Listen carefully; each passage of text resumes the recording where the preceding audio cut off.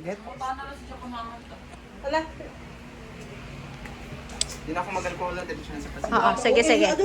Sige na. Hindi na ka mag-rate them. First is I'm going to assess the jugular vein for the presence of distension. So kindly look towards your left mouth. I left the left. So to your right po, ma'am. So the patient has no distension on the jugular vein. So the jugular vein is distended only when the patient should be in supine position, but above 45 degree, it should not be visible. So let's proceed with assessing your jugular venous pressure. So kindly lay down on the bed, ma'am. Ruler. Wait, Will! So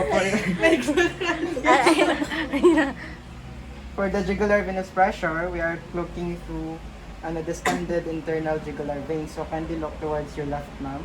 Ay, right pa kan, ma'am. Right. Okay. So your left po, ma'am.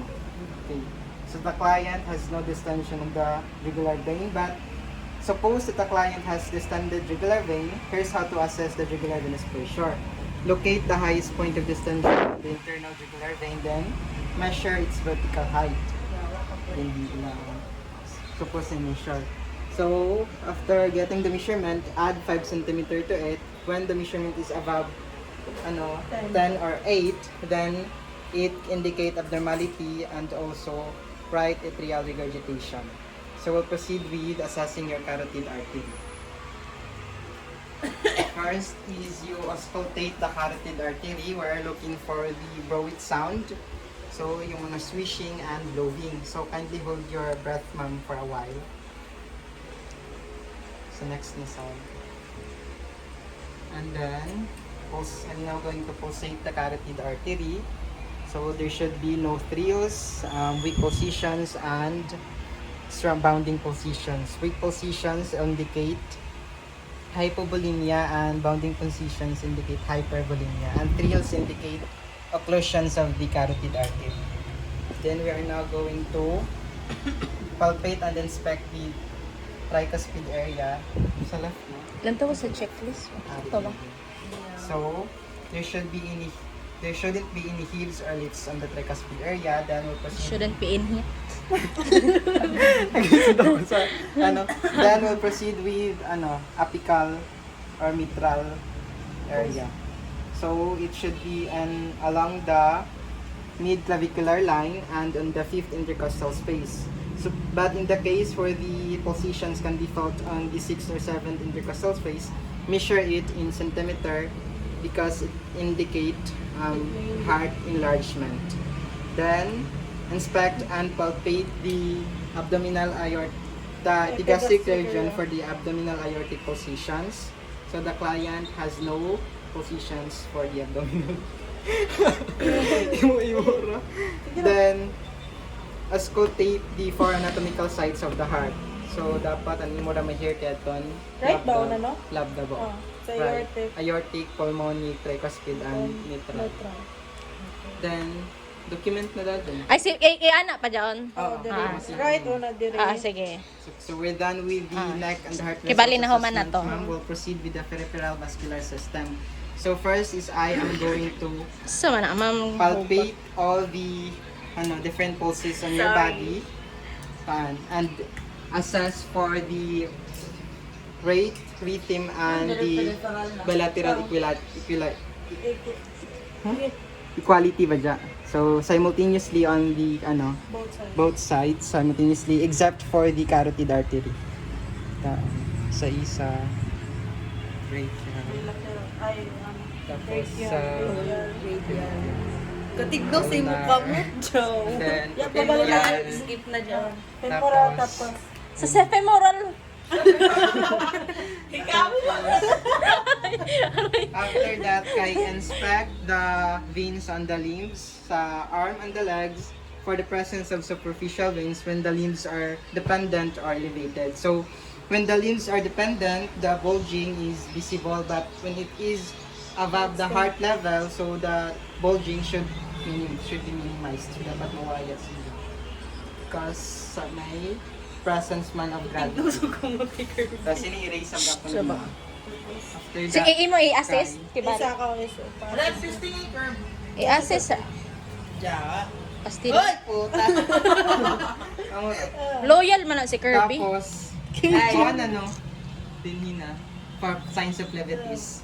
So, assess the veins for signs, the peripheralic veins for signs of levities. So, we're going to look for Kasi dingas. the signs of redness and swelling on the calves. Tapos, pagwaya na Ano mo kayo, mo? Hamay check. sa taon ko na, patindugan ko ulit si Jack, at patindugan sa 105. Ala tindog na, ala ilong.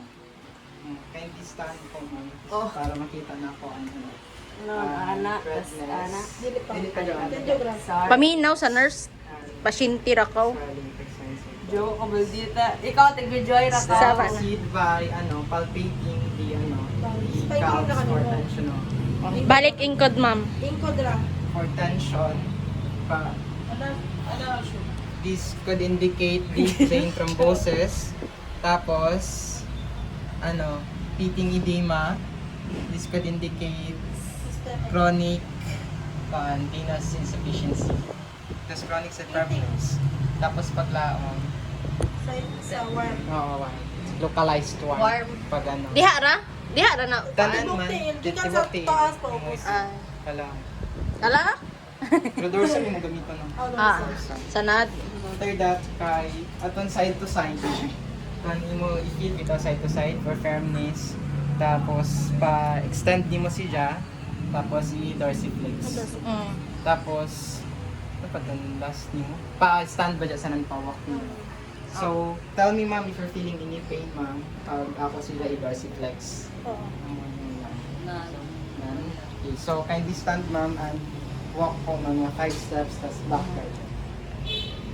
Bakang mga. Okay, so the client does not complain for any pain and I hadn't seen any redness or swelling, so okay ra iya no, vein. Then after that, kay ano pa to? Inspect skin and Skin color ba dya for What Raynaud's pattern na? disorder. level. So, memorize sa dini sa Ingkod. For kids. So, dapat ito makita ng pallor or cyanosis pag mag-inspect kita. Tapos, ang color sa skin kay bilateral. So, dili kon dark din tas white din. Kasi Kasi may sunburn ra sir. sa foot. Okay. Haman tong ana-ana. Ha? Wait, Ay, Pakal sorry. pala sa Sorry. tapos, i-check na dyan mo an sa limbs bitaw for localized one. Mm. Ay, di ba rin yan. Ako na. Bay ang sa tong sa 11 tong sa skin, tong sa color, di man skin changes. Inspect ra din mo gudto. Inspect. So, palaungon ko na ba dyan? Mm. Tapos sa palpate na sa temperature. 13 na. Tapos, assess the adequacy of the arterial flow when arterial insufficiency is detected. So, with Allen test sa itong capillary report. Dapat, within 2 seconds, the color would turn back to normal. Like, red. Oo. Tanan 8, no? Tanan. Kan. Apil sa legs? Hotel? Kuya, good. Kuya, good gamot ra good. Ni-action ng good ka. Tingnan niyo naman ako namatawa na siya. Apil sa legs. Ginaog mo good ko. Oo, na may lang dira. Laong ra ba dapat? Allen test. Allen test. Same lang sa ko. Tapos, Tapos sa ganap no. form a fist po, ma'am. Tapos ako i-upload and release, ma'am. Tapos, it will return. The color should return within 3 to 5 seconds. So, otro ha. Form a fist, then release. Okay.